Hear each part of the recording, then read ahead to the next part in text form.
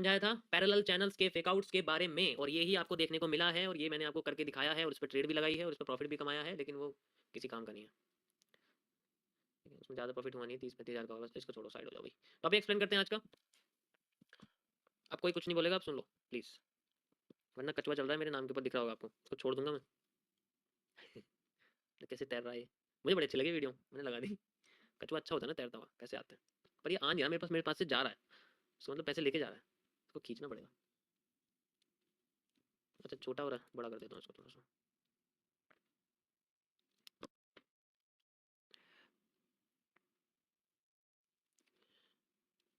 MMC phase 22, ठीक है, phase 1 से फेज 22 तक आ गए, समय का पता ही नहीं चला, कितनी जल्दी बीत गया, है ना।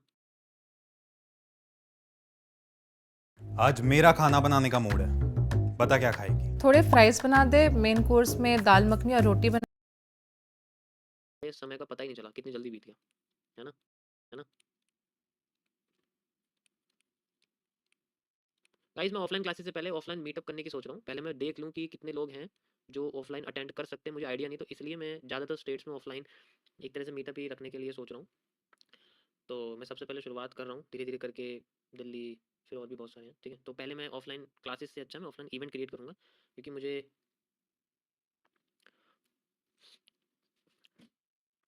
20 लोग चाहिए, तो उसके लिए थोड़ा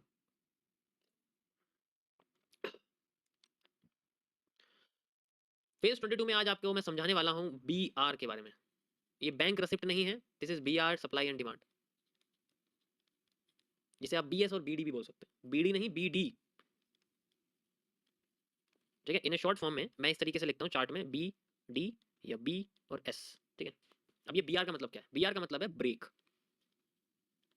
ठीक है। अब ये ब्रेक या तो आउट हो सकता है या डाउन हो सकता है। आउट का मतलब है जब मार्केट ऊपर की साइड चली जाती है किसी भी एरिया को तोड़ के, डाउन का मतलब है जब मार्केट नीचे का हिस्सा तोड़ के नीचे चली जाती है, तो हम दोनों को इस हिसाब से बोलते हैं। तो ये BR का मतलब यहाँ पर ये है। यहाँ तक समझ में आ गया? अब आगे की बात करते हैं।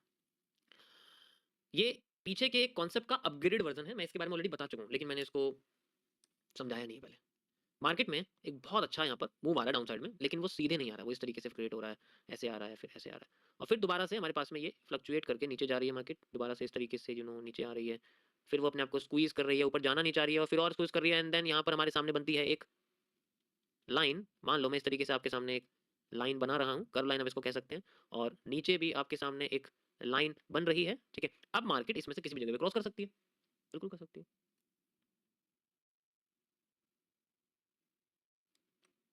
Got it? मार्केट ने अगर हमें नीचे ब्रेक दे दिया, अब कहानी यहां से शुरू होती है, ब्रेक से ब्रेक तक स्ट्रक्चर्स को पहचानना बहुत मुश्किल है ऐसे कंडीशन में। तो हमारे पास फिलहाल के लिए जनरली दो तरीके होते हैं मार्केट में मूवमेंट को प्रिडिक्ट करने के लिए। एक होता है किसी भी लाइन के ब्रेक से और इस लाइन के हाई तक का जो एरिया होता है, इसके मूव को आइडेंटिफाई करने का सबसे पहला एरिया ये होता है। यहाँ से लेकर यहाँ तक जो एरिया है वो हम लोग यूज कर सकते हैं, यहाँ तक भी लगा सकते हैं, एक तरह की सप्लाई ये भी यूज होती है, ठीक है। अगर कोई हिस्सा टूटने से बच जाता है, जैसे कि ये है, ये आपके लिए क्या है, ये एक हाई है, लोअर हाई है, आप इसको करेक्टर भी कह सकते हैं।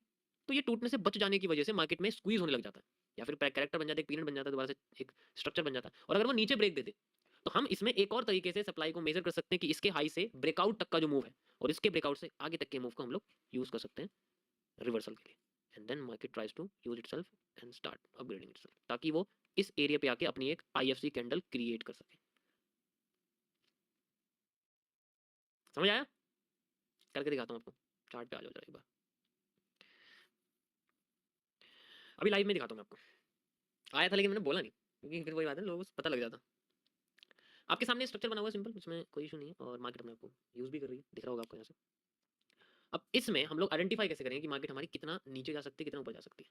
इसके लिए मैंने आपको क्या बोला, पहले आपको आइडेंटिफाई करना। चलो मैं एक काम करता हूँ, थोड़ा सा ऐसे कर देता हूँ, ठीक है। और अभी फिलहाल के लिए ये चीज़ें इधर कर, चलो मैं दूसरे बारे में चलाता हूँ, BTC USD किसी और में चला जाता हूँ, बिट्स टाइम पे चला जाऊँ, नहीं USD कोइन बेस में आ जाते हैं, कोई बात नहीं, मुझे बस वहाँ पर ना ड्रॉइंग्स नहीं हटानी। सो ये मार्केट का एक स्क्वीजिंग स्ट्रक्चर था जो मेरे सामने बना था। मार्केट ऊपर आई थी, मूव करके ऊपर आई थी, मैं चार्ट को इन्वर्ट कर देता हूँ और सिंपल लाइन, क्योंकि जिस तरीके से मैं आपको समझाया मैं उसी को समझाऊँ। ऐसे तो समझाया मैंने आपको, ये तो सेम समझाया, ऐसी तो है मार्केट, सेम ऐसी है, चेंज तो है नहीं, ठीक है, बिल्कुल सेम आपको दोबारा दिखाता हूँ, यही सेम आपके सामने बनी हुई है, लेकिन ये नीचे नहीं गई है, ये गई है ऊपर। ऊपर में कैसे आइडेंटिफाई करें? सेम वही चीज करेंगे जो नीचे से करिए। मार्केट में जो ब्रेकआउट है, यानी कि यहां से लेके यहां तक का जो मूव है, वो हम लोग यूज कर सकते हैं। ये मैं आपको विक्स से विक्स का बता रहा हूँ, लेकिन विक्स से विक्स का हमेशा बॉडी ही यूज करनी है, हमेशा बॉडी यूज करनी है। लेकिन शुरुआत में आप विक्स का ट्राई करोगे तो उसमें भी कोई इशू नहीं आएगा, ऐसी कोई बात नहीं है, लेकिन उसमें कोई दिक्कत नहीं आएगी। ये आपका एक ब्रेकआउट है स्ट्रेट वाला, लेकिन हमें स्ट्रेट नहीं लेना, हमें लेना है ऐसे वाला ब्रेकआउट। ये ब्रेकआउट हमें लेना है। आप अगर ड्राइंग में देखोगे मैंने आपको ये समझा कि मैं ब्रेकआउट लेना ये वाला, स्ट्रेट नहीं लेना हमें। स्ट्रेट लेते तो हम लोग ऐसे लेते, हमें ये नहीं लेना, हमें वाला लेना है। तो स्ट्रेट वाला ब्रेकआउट के साथ आप कंफ्यूज मत करना अपने आप को, यहाँ ये स्ट्रेट है, सिर्फ स्ट्रक्चर का ब्रेकआउट आपको आइडेंटिफाई करना है, जो कि आपको ये जो आपको ड्राइंग है ना ये बना के दिखा देगा, ये बना के दिखा देगा। मैं इसकी आउटलाइन थोड़ी सी ना हाईलाइट कर देता हूँ ऐसे करके, अब दिख गया सबको। ब्रेकआउट में यहाँ से यहाँ तक का जो एरिया है आपके पास, you can see like this, यही एरिया आप ब्रेकआउट के बाद भी मेजर कर सकते हैं, गॉट इट। एंड देन फिर इसको दोबारा से कर सकते हैं, और इसका वो अलग बात है कि हम डबल ट्रिपल जैसे था 150%, you can C exact market use करके रिवर्स में करके दिखा देगी। समझ आया? जब यहाँ कोई रिवर्सल पैटर्न नहीं है तो मार्केट कंटिन्यू करेगी, ऊपर जाके मार्केट 50% एरिया पे कोई भी रिवर्सल पैटर्न देती है, इसलिए यहाँ बेच एंगल्फिंग दी है। अब इसको मैं इन्वर्ट कर देता हूँ ताकि आपको ऐसे समझ में आ जाए, मैंने आपको इन्वर्ट में समझाया। And then market tries to refill it, फिर उसके बाद जो डिमांड है वो हम पीछे से मेजर कर सकते हैं। This is A next level, ये बहुत एक्यूरेट होता है, और अगर आपने इसको समझ लिया ना, ये बहुत एक्यूरेट होता है, बहुत ज़्यादा एक्यूरेट होता है, क्योंकि कभी कभी आपको ऐसा लगेगा कि मैं पीछे डिमांड कहाँ से मेजर करूँ। अब ये पूरा हिस्सा है, ठीक है, ये पूरी सप्लाई है, जैसा कि अभी हमने करा लाइव में, आपने देखा होगा हमारी जो सप्लाई है वो यहाँ तक आई है, सिर्फ आई है ना, लेकिन मार्केट उससे पहले ऊपर उठ गई, तो ये उससे भी एक्यूरेट है। अभी मैंने आपको जो लाइव में करके दिखाया उसमें आपने देखा होगा कि जो मेरी रिवर्सल एरिया वो यहाँ आया, वो यहाँ नहीं आया, यहाँ तो नहीं आया ना, इसका मतलब ये उससे भी एक्यूरेट है। तो ब्रेकआउट के बाद का जो एरिया होता है बस हमें उसे समझना पड़ेगा, और वो बॉडी से बॉडी तक का होता है, वो एरिया बहुत इंपॉर्टेंट है, वो इनसाइडर सप्लाई डिमांड से भी बहुत एक्यूरेट होता है। मैं ऑलरेडी आपको टॉपिक समझाने से पहले बता दूं कि वो ऑलरेडी आपका इनसाइडर डिमांड और सप्लाई से भी एक्यूरेट होता है। ये आप देख सकते हो, यही चीज मैंने आपको जो बताई, ये चीज आपको देखने को मिली। मूव आएगा ये, इसमें वो मूव है जो हमें मिलेगा, जो पहला मूव है कितना आ सकता है वो इस तरीके से मेजर कर सकते हैं। अब मैं आपको इसको जरा इस वाले में ले जाता हूँ, यही तो था जो मैंने करा था, ये रिवर्सल एरिया था ना, लेकिन मार्केट यहाँ तक आई नहीं ना, वो इसलिए नहीं आई क्योंकि उसने ये वाला एरिया यूज कर लिया। अब इस कंडीशन में क्या है कि हम इसको क्या समझेंगे, क्वार्टर एरिया, और कभी कभी क्वार्टर एरिया से मार्केट उठ जाती है। तो क्वार्टर एरिया से मार्केट क्यों उठ जाती है, कभी कभी इतना लंबा मूव क्यों दे देती है, you have to just measure the breakouts to high and then breakouts to low 50% और 40%, then measure it, you have the move, ठीक है।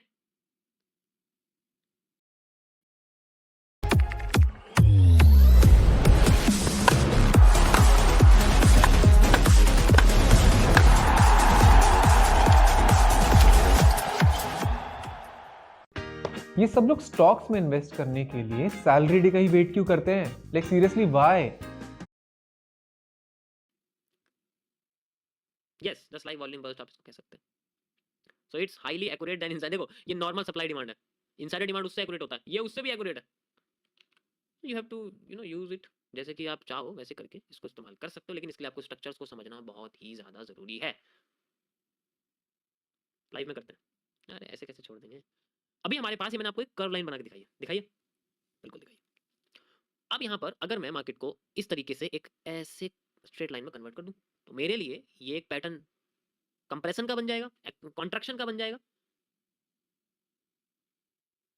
मैं यहाँ से, यानी कि यहाँ से ब्रेकआउट तक का एरिया, एंड देन फिर इसको यहाँ से यहाँ तक लगा सकता हूँ, और इसका 50% एरिया ले सकता हूँ और 100% एरिया ले सकता हूँ। Got it? यस और नो? यूज कर सकते हैं, क्यों नहीं कर सकते। और मार्केट ने उसी एक बिल्कुल एग्जैक्ट उसी, देखो टच करके उठ रही है, वहीं से ही देख लो तुम। चलो वो तो ये है कि भाई नहीं समझ आ रहा, आप आया और एक बार बस समझाओ। देखो अगर आपका डे 1 है तो प्लीज़ आप ये मत देखिए, आप जुलाई की लाइव स्ट्रीम पे जाइए, वहाँ पर आपको समझ में आएगा। इसको कहते हैं रेजिस्टेंस, इसको कहते हैं सपोर्ट। अभी आपका ये टाइम नहीं है, दिस इज हाईली एडवांस्ड, ये सिर्फ एनालिस्ट के लिए है, फेज 22 चल रहा है। तो ये था गाइस आपका आज का टॉपिक, आई होप आप लोगों को समझ में आया होगा, मैंने पूरी कोशिश करी है आपको समझ। ओके गाइस, सो अब आते हैं हम लोग सबसे इंपॉर्टेंट टॉपिक के ऊपर, जो कि